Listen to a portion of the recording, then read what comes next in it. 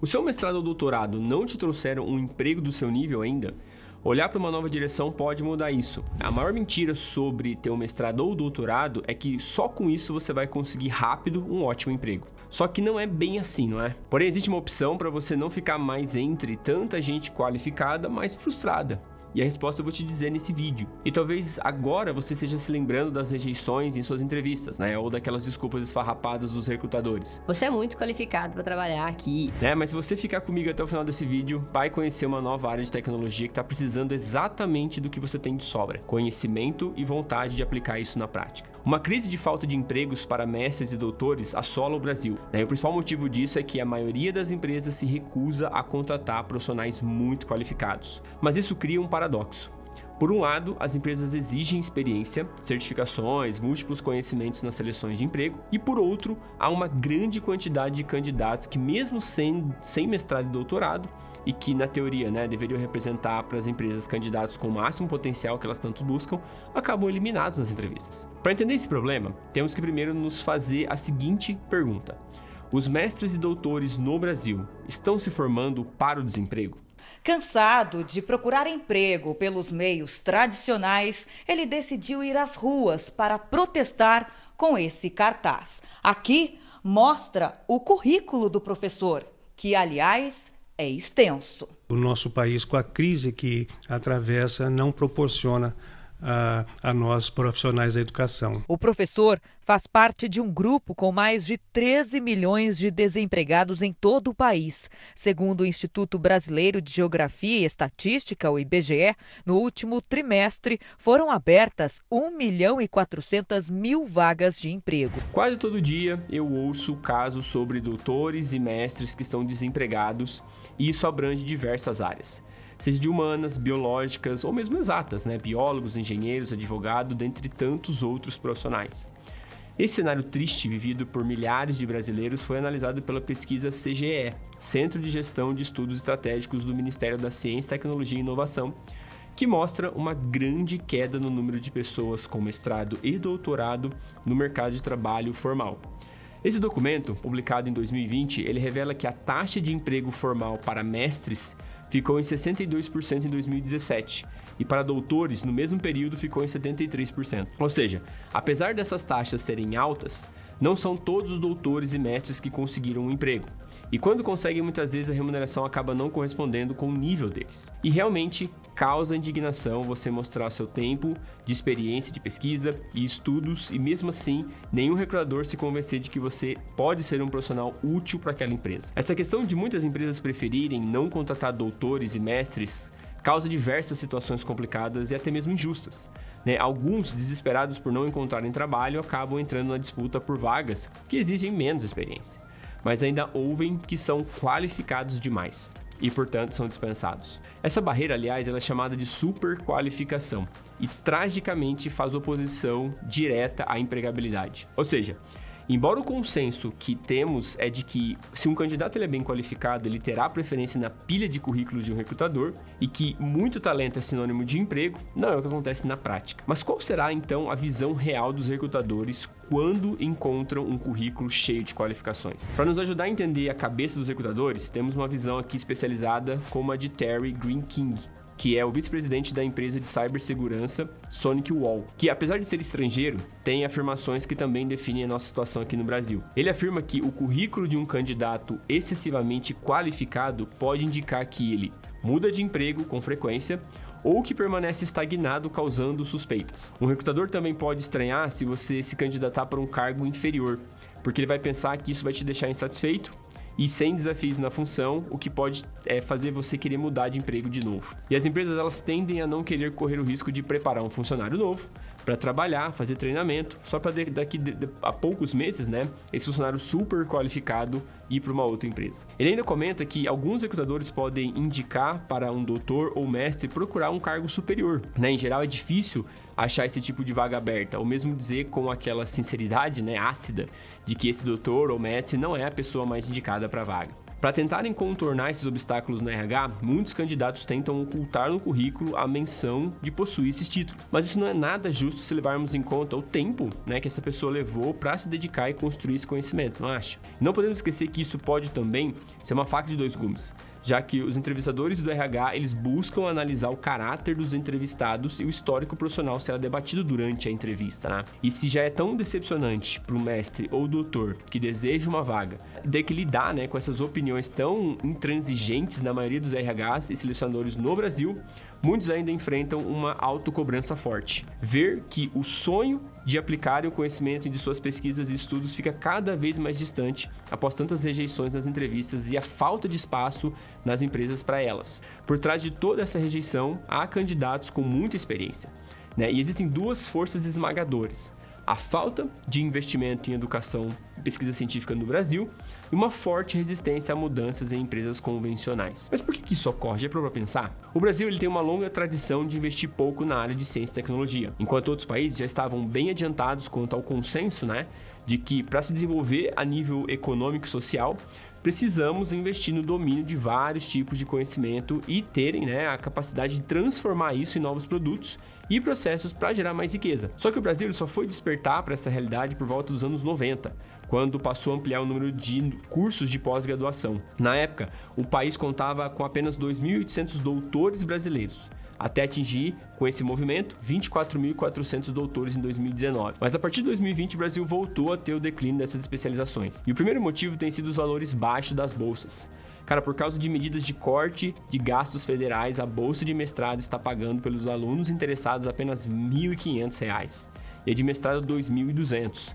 Valores que chegam a ser menores do que até um salário de um estagiário, por exemplo. Porém, os valores injustos para quem tanto se dedicou na vida. E outro fator de por que temos poucos doutores e mestres trabalhando no Brasil é que o país carece de uma forte base tecnológica que possa empregar os milhares de jovens mestres e doutores disponíveis. E o restante de empresas que são tradicionais acaba também tendo resistência na hora de modernizar seus processos, já que a grande maioria possui baixo orçamento e caixa para se manterem e acreditarem que investir em projetos de pesquisas tecnológicas é algo muito ousado e que pode não dar certo, né? E por isso, na maioria das vezes, acaba desistindo desses investimentos. No fim, todas as dificuldades para mestres e doutores no Brasil criam a motivação para que muitos se mudem para outros países atrás de ofertas de trabalho melhores, né? E até mesmo de remunerações compatíveis com suas especializações, que é a triste fuga de cérebros, que acaba prejudicando todo o país que perde em avanços ao não dar estrutura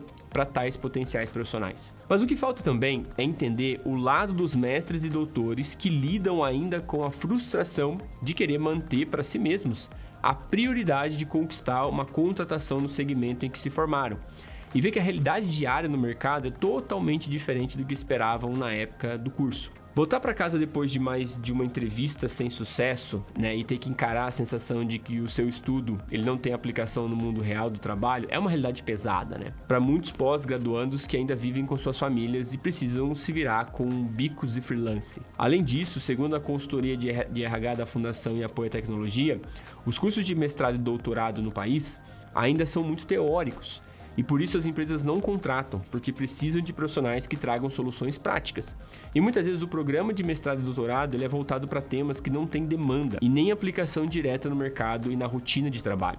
Muitas empresas também ainda enxergam o doutorado e mestrado como cursos que preparam a pessoa para uma carreira exclusivamente no mundo acadêmico, ou seja, para fazer pesquisa científica. Ou seja, os recrutadores consideram que um doutor ou mestre ele precisa procurar empregos como professor, pesquisador, cientista e não necessariamente em empresas que são fora do setor acadêmico. No entanto, existe um segmento de empresas que valoriza sim doutores e mestres, e é o que você vai descobrir agora. Apesar da trágica escassez de oportunidade enfrentada por mestres e doutores no Brasil, uma situação que você infelizmente pode estar vivenciando, eu tô aqui para te oferecer uma luz, te dar uma ajuda. E a solução ela pode parecer simples, mas é uma questão de focar em uma área em pleno conhecimento, né, que está procurando por profissionais como você. O universo dos dados. Mas por que a área de dados está contratando tantos mestres e doutores? Porque essa área ela está diretamente conectada ao mundo das informações e por isso as empresas desse ramo certamente valorizarão seu diploma de doutor ou de mestre, pois elas necessitam de suas competências. Elas precisam da sua experiência e conhecimento para realizar e lançar pesquisa, avançar em projetos de inovação, né, criar patentes próprias e principalmente para análise de dados. Vamos entender um pouquinho como isso pode funcionar para você. Nas pesquisas durante o seu mestrado e doutorado, você aprendeu a coletar dados para o seu projeto de pesquisa e assim desenvolveu artigos, dissertações ou teses. Lá você adquiriu conhecimento sobre fontes primárias e secundárias, né, quando você teve que ir a campo, por exemplo, buscar seus dados, né, por meio de observações e estudos, ou quando buscou informações de outros pesquisadores. Você também compreendeu como funciona um banco de dados, seja de instituições do governo para poder descobrir, né, mais sobre grupos demográficos, etc., ou mesmo banco de dados de empresas, né, sobre produtos e serviços, e usou essas informações para embasar os seus estudos. Além disso, você também compreendeu a importância dos dados serem legítimos e precisos. Viu como analisar os documentos e aplicar questionários para reunir informações específicas da sua pesquisa. Em seguida, você aprendeu a organizar esses dados aplicando metodologias para que, no final, você apresentasse o resultado da sua pesquisa para uma banca examinadora, né, conseguindo aprovação por meio de credibilidade dos seus estudos. E tem uma ótima notícia para você. Todas essas 6 tarefas que você aprendeu são justamente as habilidades necessárias que você precisa para trabalhar com dados. Embora talvez não tenha tido ainda a chance de perceber isso até hoje. Na área de dados, você faz exatamente o que você já fez durante o seu momento de pesquisa e análise. Basicamente, você vai coletar, organizar, apresentar de uma forma mais simples os seus resultados, que podem ajudar a empresa a tomar melhores decisões. O que você trouxer de insights, de orientações e de conselhos será muito valorizado. Agora, se durante o seu tempo de formação você preferiu focar, né, em pesquisas e de uma nova forma de considerar seu tema de pesquisa, né? Então a área de inovação de dados tem tudo a ver com você também. Até porque a capacidade de coletar, analisar, interpretar esse volume grande de dados é o que tem impulsionado grandes avanços e inovações tecnológicas em todos os setores da sociedade. Toda essa inovação também está mudando a forma como as decisões são tomadas, pois agora temos que tomar decisões muito mais bem informadas. Então, durante o seu trabalho com dados, você pôde aplicar sua criatividade estratégica para resolver problemas complexos, criar oportunidades para clientes, empresas e governos. Além disso, a sua capacidade analítica e compreensão de padrões são exatamente o que as empresas desse setor de dados precisam para criar novos produtos, serviços e até reestruturar seus modelos de negócio, além de antecipar tendências futuras para tomar medidas preventivas, por exemplo. Os dados eles estão se tornando o combustível dos negócios, que realmente querem mudar o mercado. E por isso precisam inovar sempre, né? Buscando entender cada vez mais seus clientes, personalizar suas experiências, otimizar processos para não perderem para a concorrência.